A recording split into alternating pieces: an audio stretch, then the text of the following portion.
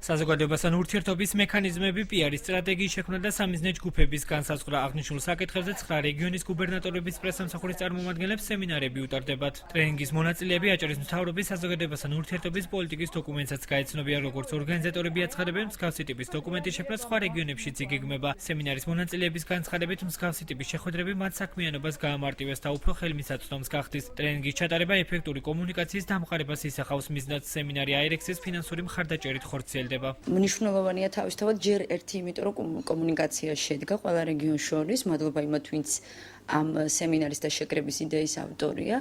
გარდა იმისა, ჩვენ გაუზიარეთ ერთმანეთს, ჩვენი ზოგი ახალია, ზოგს მეტი გამოცდილება აქვს, ზოგს ნაკლები, ეს თავისთავად რაღაც ინფორმაციულად ერთმანეთს და მთლიანობაში ავსებს სამსახურის ეფექტს, თვითონ პიარის სამსახურს და ყველაზე მთავარი რაც არის, ვფიქრობ, დღეს მნიშვნელოვანია კომუნიკაციის დეფიციტი. აჭარის მთავრობამ სხვა რეგიონების პრესამსახურების ხელმძღვანელებს წარმოუდგინა აჭარის მთავრობის საზოგადოებასთან ურთიერთობის პოლიტიკის დოკუმენტი, ასევე ვისაუბრეთ პიარ სტრატეგიის შექმნაზე, უკავშირის მექანიზმებზე და ზოგადად საზოგადოებასთან ეფექტურ ურთიერთობაზე.